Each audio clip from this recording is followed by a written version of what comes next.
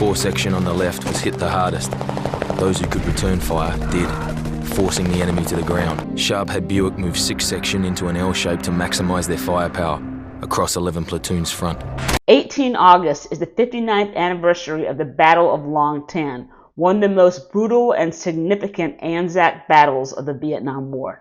It is Australia's version of the Battle of Drang, which is what the book and the movie We Were Soldiers was based on. The battle was fought on 18 August 1966 on a rubber plantation near Long Tan in the Phuoc Toi province in South Vietnam. There were approximately 2,000 Viet Cong and North Vietnamese Army soldiers, which vastly outnumbered the 108 soldiers of Delta Company 6 RAR of the 1st Australian Task Force, which also included New Zealand, Australian, and American artillery.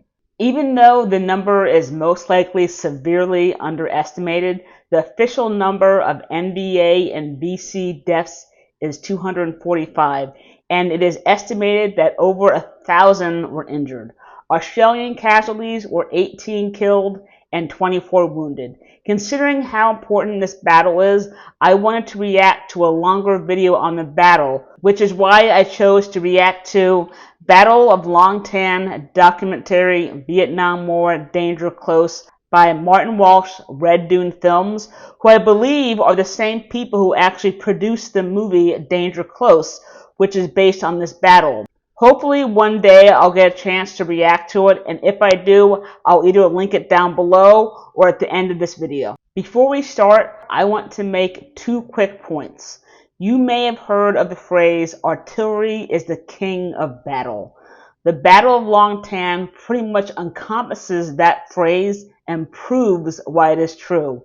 Its role in this battle cannot be understated.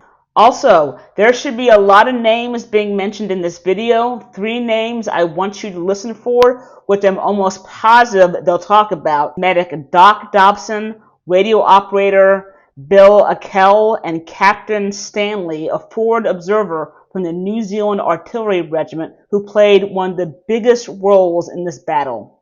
Let's get to it.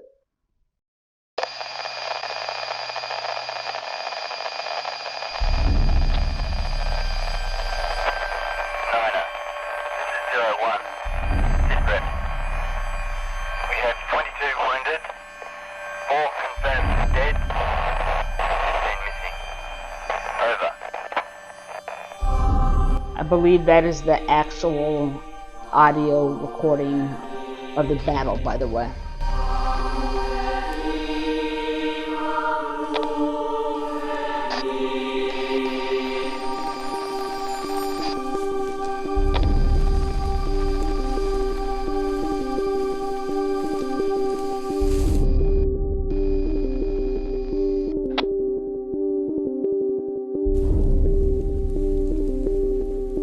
What kind of rifles do they have?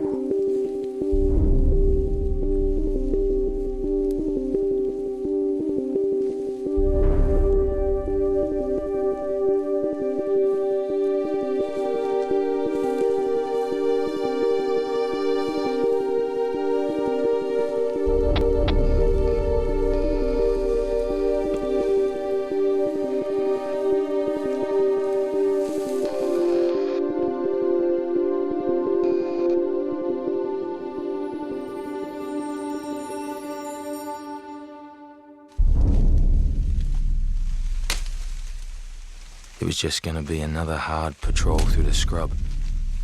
We were going fishing, and all we would get is a wet ass and no fish. God, it was hot.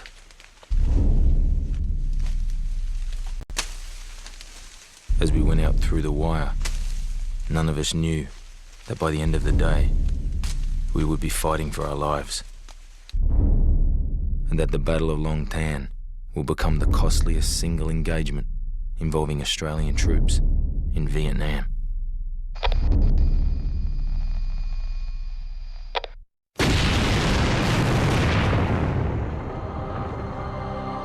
"40 years ago, this was home. Nui Dat, Vietnamese for Earth Mountain. For the 5,500 men who would eventually live in its shadow, it meant Small Hill. It looks exactly the same now as it was back then. The only difference 40 years later is that walking up it, it ain't that small. When I arrived with 6th Royal Australian Regiment on the 14th of June 1966, Australian and New Zealand combat forces had been operating in the provinces around Saigon for just over a year. So Brigadier General Jackson, 1st ATF's commander, I believe it was him who instituted a 4 or 5 kilometer security or buffer zone around that FOB for 3 reasons. 1, he wanted to protect in and outgoing patrols. 2, he wanted to keep the enemy out of mortar range. 3, he wanted to prevent the locals from actually observing them on the FOB, which didn't really work because there was a nearby hill in which locals and NVA could still actually observe them. But anyway, in order to make that security zone, they did actually have to relocate many villagers, and that did cause some resentment. The Australians had had a year's experience with combat forces in Vietnam before the task force was sent in the middle of 1966. That experience had proved not entirely satisfactory. The 1st Battalion to go, 1 RAR, 1st Battalion Royal Australian Regiment, had served as the 3rd Battalion of an American brigade, the 173rd Airborne Brigade. For the most part, they were under the control of the US and the commander of the Allied forces, General William Westmoreland. The Australians had come to Vietnam through their experience of Malaya, fighting a counterinsurgency war where they'd been very effective, and they'd developed those techniques of patient patrolling, using stealth, deception, separating the enemy from the population. This 1st Australian Battalion serving with the Americans found they were involved in a very different war. They were there to fight big unit warfare, attrition warfare. They were there to bring the enemy main forces to battle and destroy them. The Yank bases employed hordes of Vietnamese in a multiplicity of service roles, coming and going, in and out, so no bugger knew who was VC and who was just there to pick up your laundry. I can kind of relate to that because we would have hundreds of local Iraqis who would actually come every day to work on our FOB. And we did have to search them at our ECPs every time they entered and left the FOB. But anytime you are working with the locals, there is always a danger there. This wasn't the way the Australians wanted to fight their war in Vietnam. It wasn't the training they had. They didn't believe this would be effective. The blokes up the chain of command pushed to launch their own independent operations and established the Australian Task Force, 1 ATF. Phuoc Tuy province was chosen because it was a place where there was significant enemy activity. It had a convenient port to get troops in and out. It was the ideal terrain for Australian style of operations, and it just seemed to be a place where the Australian effort could be identified as a national effort by sending in our forces and practicing our kind of warfare. And sorry to stop it again, but a quick note. One of the reasons why that province was a hotbed of activity was because the NVA's directive in that area was to actually isolate the eastern provinces from Saigon. If this is our kind of warfare, you can have it. Phuoc Tuy, southeast of Saigon, was a known Viet Cong stronghold, and they were going to stick us smack bang in the middle of the hornet's nest. Nui Dat was then chosen right in the heart of Phuoc Tuy as the spot to put a base. It seemed to have everything that the Australians required for a base area under their own doctrine of counterinsurgency. It was located right between known enemy bases, the jungles and the mountains. For the VC to get to the population, they'd have to pass right through our area of operations. The brigadier commanding the task force, David Jackson, imposed a 4,000-metre exclusion zone around Nui Dat, Line Alpha, and within that zone, all of the local population was cleared out. Long Tam was deserted, and the village of Long Phoc, a VC stronghold, was bulldozed. It was a shit of a job. Still, at least we knew if we encountered anyone within that area, they'd be the enemy.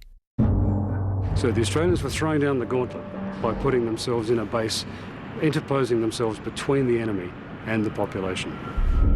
Nui Dat, Earth Mountain, small hill. Don't worry, We had plenty of other names for it. Just a muddy cesspit. Jackson had established the task force, but 2 months later, we were still establishing the defences of an extensive canvas base camp, the perimeter of which was not yet fully secure. The task force then only amounted to less than 4,000 troops. 1 ATF Task Force Command, 2 battalions, 5 RAR and 6 RAR, 1st Armoured Personnel Carrier Squadron, the Artillery, 1st Field Regiment, and 9 Squadron, RAAF in support from Fung Tau. We were all there. The SAS was also operating out of that FOB. I think they were going on search and destroy missions, and they were also going on long-range patrols all the way out to the border of their AO so they could get troop concentration numbers. And I do want to mention one more unit that they're not talking about, which actually was a very secretive unit on the base, known only to about 2 or 3 top commanders, and that was an Australian signal intelligence unit who was actually working hand-to-hand with a 3-man American signal intelligence unit. So they played a big role too when it came to gathering all this intelligence before the battle even started. So when he says artillery, I'm not sure if he's also including the New Zealand and American units as well. They may have been based somewhere else. If you do know for sure, please drop that in the comments. In the rubber surrounding Nui Dat, and overlooking us all, the SAS. We were a mixed bag of national servicemen and regular army, Nashos and Regs. Funny though, VC who was shooting at you didn't know the difference, and to be honest, after 12 months of training together, neither did we. I think that the National Service Scheme that was introduced in the early 1960s was probably one of the best experiments, if I could call it that the Australian Army has ever made. There was no distinction between national servicemen and regular army soldiers. Sure, we knew that the regular army soldier who'd been to Malaya or been to Korea had seen a little bit more of service life. We got a bunch of 20-year-olds, excellent young men, first-class young men, a whole lot of them. We started off as a team, and that team trained together, lived together, slept together, ate together, and when we went to Vietnam, there was absolutely no different. As far as we were concerned, as soon as they marched into the battalion, they were to be accepted as 2-year regulars, if you like to put it that way. And that's how it worked. Vietnam was like that. It didn't discriminate. And at the end of the day, it didn't matter who you were, where you came from, or how the hell you got there. We were there together, fighting. The big question was, for what? I think we need to look at it really at 3 levels and consider it from their point of view as we knew the geostrategic situation at the time. Firstly, at the strategic level, our government was supporting the government of South Vietnam. It was clear that we were concerned that there was a march of communism in the area. We had the Malayan emergency and other things were going on. So the soldiers would have been well aware that they were there supporting government policy to assist the government of South Vietnam, who were having some difficulty surviving. You've got to understand that in the context of the times, it was seen that communism was spreading and that this was both an action to save a specific country and, from an Australian point of view, an action to stop the spread of communism before it actually reached our shores. Then at the operational level, in the province and in the area, they would have known that the Army of the Republic of Vietnam really didn't control very much. They controlled the ground that they stood on, and around them and amongst the people of the province, there was the Viet Cong and there was the main force, the North Vietnamese Liberation Force, and others who were operating quite freely. So they would have been told that this is something to work against, this is something that we have to act against. From a basic soldier's point of view, we went over there not as saviours or heroes or anything like that, but as soldiers doing a job, and that was to look after the people and to fight a war. And I think people genuinely believed that at the time and were convinced of the rightness of what they were doing. Most important to them was that tactical level. They were infantry soldiers. They knew their task. Their task was to seek out, to close with and to kill or destroy the enemy. This was about close combat. They'd been trained to do that. It was something that they were familiar with. The soldiers who trained them had come out of experiences in Borneo and Malaya. Some of them who fought with them had come out of Korea, and they were well aware that this was a hard task, a task for infantry soldiers. So I think they were well aware of what was happening at the higher level, but they had a hard job to do, and they were focused at that. It was clear they were going to engage the enemy. Close combat, the traditional role of infantry, battalion warfare. I'll make this really simple, because God knows when I joined the army, I didn't know how it worked either. 6th Royal Australian Regiment is an infantry battalion. In that battalion there are 4 companies, A, B, C, D, each containing 3 platoons and a company headquarters.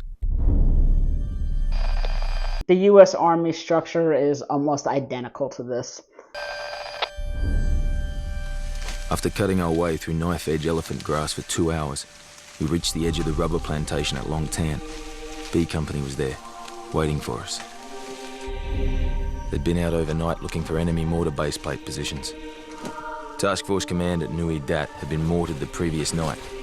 The attack by the VC was a first. The enemy mortars wounded 24. B Company had found the base plate positions, but not the enemy. Blood trails and gear left behind suggested they'd bugged out east. Pretty normal shoot and scoot tactics. And after the counter-bombardment from the Australian and New Zealand artillery, it looked like they may have taken casualties. Smith decided to follow up what appeared to be VC bullock cart tracks heading east through the Long Tan rubber plantation. It was an eerie place that the French had planted years ago. Raw materials, they reckoned, for the new industrial age. We reckon they meant Dunlops and prophylactics. Anyway, Dunlops? as B Company headed back to Nui Dat, to the sounds of Cold Joy and Little Paddy in concert, we headed into Long Tan.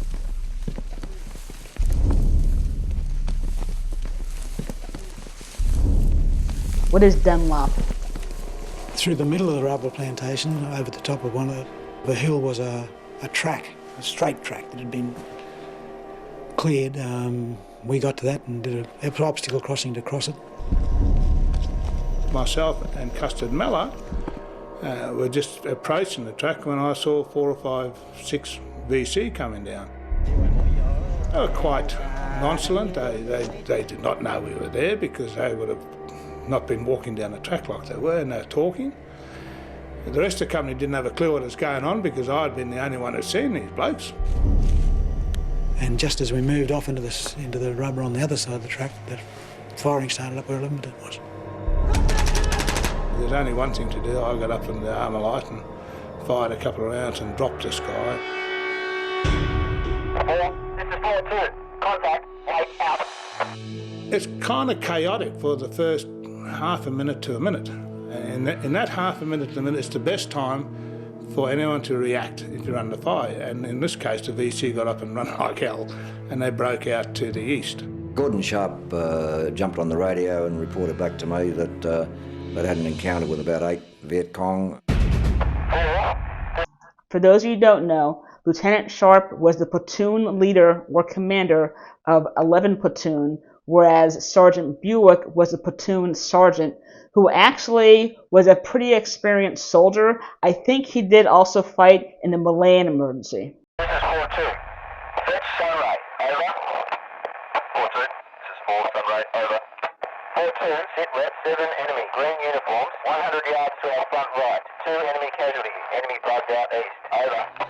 They'd shot one, but he was carried away, and he said he was following up, and I said, go for it. But after around about 4 or 5 minutes, we're up again and we're following on, and 11 Platoon was given permission to chase. 4.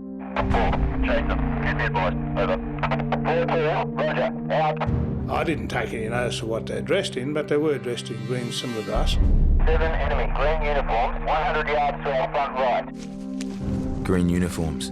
The point is, the penny hadn't dropped for any of us. The VC we were chasing down weren't wearing the usual black pyjamas of the village guerrillas. Bộ đội du kích, rồi bộ đội địa phương, rồi có là bộ đội của trên, tức là trên của quân khu. Thì nói chung là ba thứ quân đều là có trong một chiến tranh này đều có là kết hợp. Cho nên khi một trận đánh nào cũng có từ du kích có, rồi đội tập trung có, rồi đội cấp trên có. The communists organised on three main levels. There were the main force troops, which in the case of Phúc Thuy province was 5 VC division. This contained 2 regiments, 274 Regiment, or otherwise known as the Dong Nai Regiment, and 275 Regiment. On the second level of Viet Cong forces was the provincial or regional forces. In the case of Phúc Thuy, that was D445 Battalion, a force of about 550 strong. Trong cái lúc mà tôi ở Phúc Thuy á, thì tôi ở cái tiểu đoàn 445. Tôi vô đơn vị 15 ngày là tôi đã đánh trận thứ nhất. These were locally recruited, whereas the 5 division regiments both contained North Vietnamese troops as well as local VC. Đó là chủ yếu là bộ đội. Ở bộ đội là dân á, tại chỗ. Là bộ đội ở miền Nam trưởng thành lên. At the third level were the local guerrilla forces. These were local companies, often only 60 to 100 strong. Tôi đi vào bộ đội thì bộ đội địa phương. Mấy anh thường gọi là du kích á. Bộ đội phương. Mà tôi ở cái Bà Rịa Vũng Tàu này là từ năm 57 cho đến 75. Coi như 16 năm chiến đấu ở tỉnh Phúc Thuy. The enemy we encountered were wearing military uniforms. The uniform of the main force North Vietnamese Army. And the abiding theme of the North Vietnamese Army was their implacable resistance to foreign occupation. Ho Chi Minh ruled a communist North Vietnam, while the Americans propped up an unpopular minority government in the south. North Vietnam had made a conscious declaration, having waited since the partition of the country since '54, they would now resort to military force to subvert and take over the south and unify the country. And it was that claim of unifying the country under one Vietnamese nationalist banner that had most appeal. But in 1959, the North began to infiltrate South Vietnam with small and very often ruthless cadres of insurgents dedicated to swaying the rural South to the communist cause. These were the Viet Cong. Đó là mục tiêu, nói chung là đánh quân đội của Việt Nam. Thì nói chung là đánh mục đích chiến tranh đánh để là nhằm giải phóng cho đất nước. Large tracts of the South were soon under Viet Cong control. In response, President Kennedy sent the first military advisors to Vietnam to support the largely ineffectual South Vietnamese army who were spiralling toward defeat. The first Australian advisors followed in 1962. The senior Australian military advisors at the time that we were considering sending forces to Vietnam had already formed the opinion that the war there was lost anyway. When Ho Chi Minh ordered regiments of the North Vietnamese army across the border, President Johnson responded by committing US combat troops for the first time. So quick FYI, November of 1963 is when JFK was actually assassinated, and that is when Lyndon Johnson became the president. Johnson then called for more flags to be represented in South Vietnam. Australia and New Zealand raised their hands. By the time the Australians arrived with their task force of 2 battalions and support elements, the situation was still not good. The communists seemed to have more to offer to the people who they were trying to convince to join their side. They claimed that all the invaders were stopping their war of national liberation, and with some justification they could point to all of them, including the Australians, whom they called puppet troops, the puppets of the Americans, could point to them as little more than the next wave of colonial invaders, which the French had been a century before. In April 1965, Prime Minister Menzies committed troops to Vietnam. And then a year later, there we were, moving through a rubber plantation towards an enemy we were never expecting. We just followed up an extended line and we just kept on moving east at a pace that I look back on was most probably too fast. We then continued most probably another 150, going on 200 metres to the east. And there was 11, 10 and 12 platoon, I think, I'm pretty sure, but we were on the left-hand side anyway. 11 platoon pushed on further toward a clearing in the rubber. basically, I could say, all hell broke loose with heavy volume of fire, and that's when 11th Platoon came across the enemy. If they had waited another 15 or 20 seconds, or even half a minute, and we'd walked into their clearing, the whole of the 11th Platoon would have been exposed to enfilade fire from the left, but they didn't. They took us from the left front. I personally believe that the enemy that we came across ran back to their main force. They're probably just a clearing patrol. We were stunned by the volume of fire. We could hear machine guns, and there were more than one machine guns, and we could hear the semi-automatic rifles. We knew instantly that it must have been at least a platoon. I wasn't terribly worried about it. I thought it was probably an encounter contact that we'd had the same sort of thing before. But it was very obvious pretty soon after that there were a lot of the enemy there, because the volume of fire was incredible. Grice radios Smith.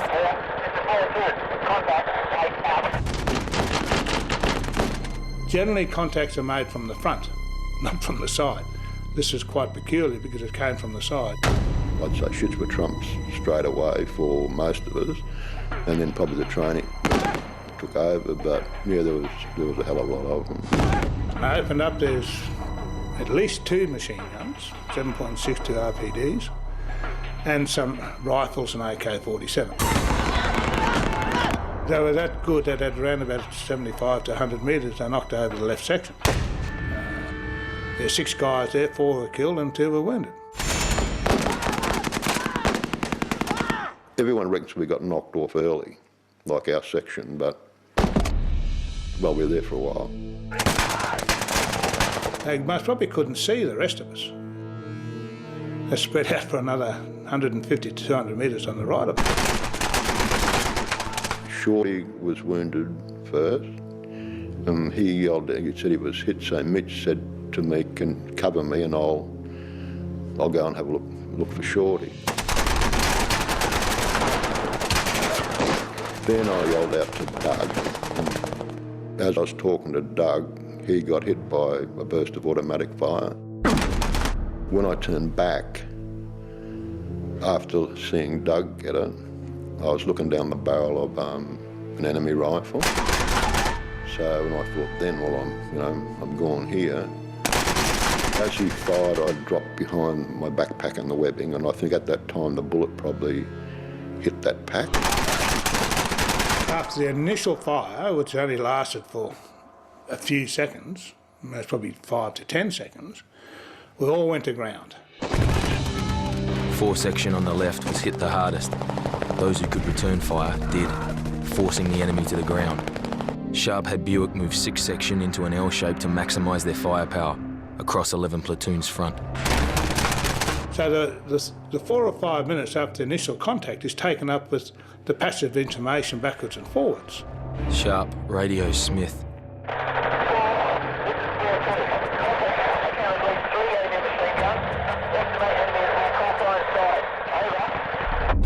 I remember the noise of a lot of firing, which was far more than I expected. Gordon Sharp reported back to me that his platoon had run into a significant group of enemy.